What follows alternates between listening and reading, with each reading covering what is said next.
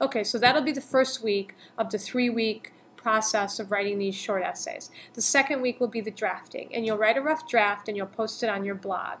And then what you'll do is you will go to my blog, which is sullyenglish.blogspot.com, and there'll be a list. You'll find your class, and there'll be a list of all your classmates' blogs, and you will click on a different blog, see who's got their draft up, and you will read your classmates' draft, and then I have questions for you in the assignments section under the essay that we're writing. So essay 1 will have a set of questions, essay 2 will have a set of questions. These are called workshop questions or peer responses, and you will answer all of those questions in the comment section of your, wait, is that what I wanted to have you guys do? I changed it last semester. What did I have you do?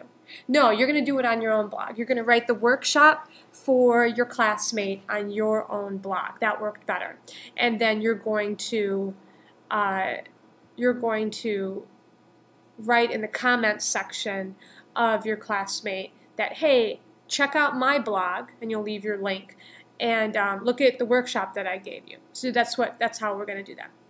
So that'll be really neat, and then I'll know that you workshopped it because I am subscribed to each and every one of your blogs, so I know every time you post something, which means you can't turn anything in late. Even if you change the date in the little date signature thing, it doesn't matter because I get alerted when it gets posted, so it doesn't matter if you change the date. I'll just know that you tried to trick me and change the date, so don't do that.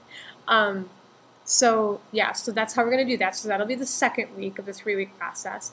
And I don't grade rough drafts, and you're going to see why when we read another essay. I have to look on the syllabus and see if it's in week 2 or week 3, but there's going to be an essay we read called Shitty First Drafts, and it's by a writer that I really like named Anne Lamott. And it's the concept that the first draft is supposed to be bad. It's supposed to be the practice draft. It's not supposed to be polished, and you're supposed to be able to write it without being judged. So you guys aren't judging each other, you're just workshopping each other so that you can get an idea of what other people are doing, and you can also help them along in the process. You'll also see that people are having the same struggles that you're having, and it's going to help you build confidence in your own writing. Okay?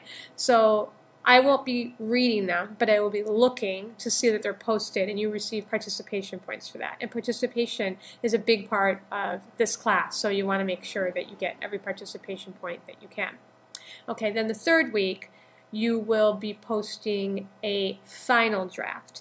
And it shouldn't just be, you shouldn't go back to your blog and fix the rough draft. It should be a new post, and it should be the final draft. And that's so that I can compare the two, and I can see the differences that you've made, rather than expecting me in my old brain here to be remembering, oh, what changes did he make? I can't remember. Is this longer? Is this the same length? So you want to do that. Also, when you're posting on your blog, I really love having, great, exciting blog,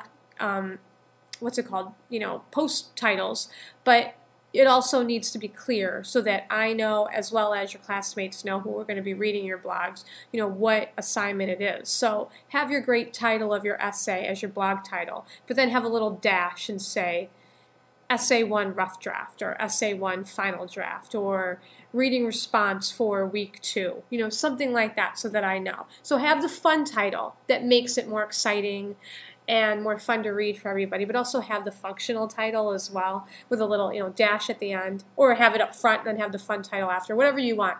I should stop waving my hands around like this. It's probably kind of distracting. Sorry. Yeah, so do that so that it's a little bit, clear for everybody, so when we go to your blog that we know what we're looking at. Otherwise, I spend a while going, I have no idea what this assignment is. I'll read it. I don't know. I have no idea what the student is writing about. So keep it clear for me. Okay, so that's the process. I'm kind of holding your hand through the 3 essays. They take 3 weeks to do. First week, thesis statement. Second week, rough draft, third week, final draft. I'm with you every step of the way. I want you to feel comfortable with it. I like to break it down into small pieces so that each goal is more achievable, and it's not just, oh, you're going to write a 1,000-word essay, or whatever word, I don't even remember, whatever word requirement I've given you. I don't want you to be freaking out like, oh, geez, I've got that. But writing a thesis statement isn't a big deal. Writing a rough draft that I'm not even going to be reading isn't a big deal.